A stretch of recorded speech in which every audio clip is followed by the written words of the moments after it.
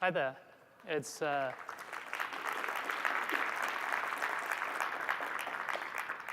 thank you. It's really great to be here at Enigma, talking to folks who have the ability and the experience necessary to help out and make a difference, particularly in these unusually trying times. As said, I'm Tom Lowenthal. I'm the staff technologist at the Committee to Protect Journalists, and I'm here to talk to you about journalists. You should know that this talk is available under a Creative Commons Attribution Share-alike license. The presentation is a performance of a written script, and any audio or video recording is also subject to that license. This is not a technical presentation. I'm not going to talk to you about any novel technical issue. You're going to hear about the impact that technical security work has more broadly, and about a particular dynamic which can be used to maximize or to limit our work's effectiveness in the real world. The Committee to Protect Journalists has a very descriptive name. Our job is to protect journalists. And like a committee, we're swift, nimble, and make decisions rapidly. We're a watchdog. We track press freedom violations around the world. We keep track of every individual journalist who's kidnapped, arrested, detained, assaulted, attacked, beaten, raped, or murdered. We engage in in-depth research and reporting to make sure that our statistics and our information on these topics is incredibly accurate and comprehensive. Every year, we publish a complete list of every journalist who is in prison and every journalist who's been murdered in retaliation for or in the course of their work over the previous year. Our blog is upbeat. We also provide emergency response support for journalists at risk. Our emergency response team provides comprehensive, life-saving help to journalists and media support staff working around the world. We do this by publishing targeted safety advisories. We coordinate certain classes of regional responses to kidnappings and other emergencies. And we provide direct assistance to journalists when they need help paying for medical or for legal expenses. I'm very proud of the work that we do to protect and assist journalists. I work with a team of very smart, very talented, very driven people who work incredibly hard to protect journalists. But the advocacy and reporting that we do can only go so far. When a journalist is kidnapped by Daesh, their life is at risk, and there aren't any direct interventions that we can use to help. When a journalist is beaten in retaliation for their reporting, we can provide financial support to help with immediate medical bills, but we can't erase the trauma that they've experienced. And when a journalist is murdered, there is nothing that we can do to repair that harm. Our real goal is to stop journalists from getting kidnapped, arrested, detained, assaulted, attacked, beaten, raped, or murdered in the first place. That's the focus of my team at CPJ, our Safety and Emergencies group. Some journalists face physical risks to their safety. Almost all journalists face technical threats, and my focus is on the technical aspects of journalist safety. Computer security is about as critical for journalists as it could be for anyone. Journalists face an unusually elevated risk of technical attack. As visible figures, often with controversial or unpopular things to say, journalists can anger a lot of people very quickly. Visibility and dislike are key drivers of amateur technical attacks, like doxing. Audience and message drive professional target. Journalists meet both descriptions. When we talk about computer security, We discuss journalists both too much and not enough. Journalists are often thrown out as an offhand example of a high-risk user group, but it's rare to see journalism considered as a use case that drives the fundamental design of safety systems. And I think that's an oversight.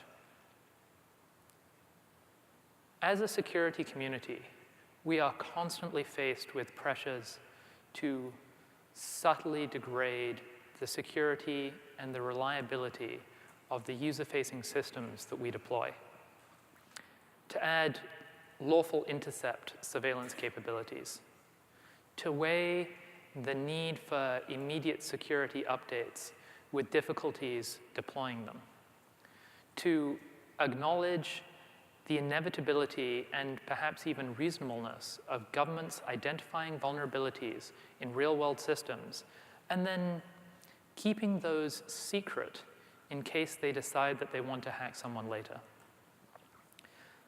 Conversations about this are often framed in terms of maximizing security, as if surveillance of this sort increases security. You all know that a system designed to allow any kind of surveillance can never be as safe as one designed to resist it altogether. This debate has never been about security versus privacy. It has always been a tension between security and security. But it's a myopic and retrospective perspective on security and on law enforcement that has left us on the defensive against an incomprehensibly fact-free argument about what security means outside of this narrow technical discipline. We know that it's possible to make computer systems that are safe for journalists to use, or it's possible to make computer systems that make it easy to catch terrorists and criminals. But the same system can't be both.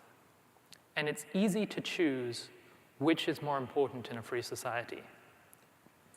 This is the vital argument. This is the point upon which we must be persuasive and unwavering. So here's how to think about journalists and use them to perpetuate this argument that you already know to be correct and improve the state of security not just for journalists, but for society. Cast your mind back to the 20th century. Once upon a time, it was very difficult and expensive to be a journalist. If you wanted to publish a newspaper, you needed a printing press. Video news required bulky cameras, microphones, and tape. Broadcasting required its own set of fixed equipment and technical professionals. To operate such an endeavor, it had to be a business with financial backing and cash flow. So you could tell who was a journalist. If someone was employed by a company with a printing press or a radio station or a TV channel, that person was a journalist. And everyone else was not. Nobody else could be, even if they wanted to. Even if I were to go out and research a story and write it and edit it, there'd be no way for me to disseminate it without help. Journalism was done by professional journalists, and no journalism was done by others. But things changed. We built a lot of tools that make it much easier to receive and impart information. Almost every one of us has with us a camera which is in every conceivable respect superior to the ones that photographed and filmed Kennedy and Reagan. You can instantly share text and videos, recordings, documents, databases, and any other information you can imagine, far and wide. The idea of journalists uniquely as a distinct professional identity means a lot less than it did 50 years ago. It is a very 20th century description for a 20th century way of characterizing humans. What is better is to talk about acts of journalism and the people who undertake them. When all sorts of people are performing all sorts of acts of journalism all the time, the principle, the ideal of protecting journalists has to transform into the ideal of making it safe to conduct journalism. Protecting journalists stops just being about getting specific reporters out of prison or paying for medical bills after they're beaten up or ensuring that their murderers face justice. Instead, we need to protect the practice of journalism worldwide. It must be safe to conduct journalism without fear of censorship or reprisal. The safer and easier journalism is, the more there'll be. But when journalism is a dangerous practice, we'll see less of it, and society is worse off. I want everyone to be able to trust their computers. I want everyone to be able to talk privately and be sure that that conversation remains private. I don't want anyone to have to worry that the people they choose to talk to will lead to security services knocking at their door or whisking them away to be tortured. But these things happen every day. They happen to journalists. They happen to political dissidents. They happen to LGBT people and to those who suffer from intimate partner violence, and sometimes even just to the very unlucky. A little while ago, when I worked at Mozilla, much of my work was inspiring people to help develop secure, accessible, transparent systems which are worthy of trust. Sometimes it just takes a nudge if a person already wants to be inspired. But sometimes people don't want to be inspired to build a beautiful, shining future where computers are trustworthy, safe, and reliable. Sometimes people are afraid, and those fears aren't always rational, but rational or not, they affect the way people think and act. People worry that secure computers mean handing a free pass to a terrorist wizard with a nuke who might be lurking somewhere out there in the shadows. And it doesn't matter when you're having that conversation that there's no such thing as wizards. It doesn't matter to them that even if wizards existed, they wouldn't need nukes. And it doesn't matter that terrorists have other great ways to communicate secretly, which don't require any mathematical assistance from Rivest, Shamir, and Alderman. And not only are those conversations exhausting, but they're a distraction. They distract from the actual work of building the bright future that awaits us on the off-world colonies. But it's possible to sidestep the wizard terrorist with a nuke debate almost every time if you start out talking about journalists. If you say that journalists need to be able to communicate privately with their sources, instead of simply invoking everyone's fundamental human right to receive and impart information, journalists need secure computers.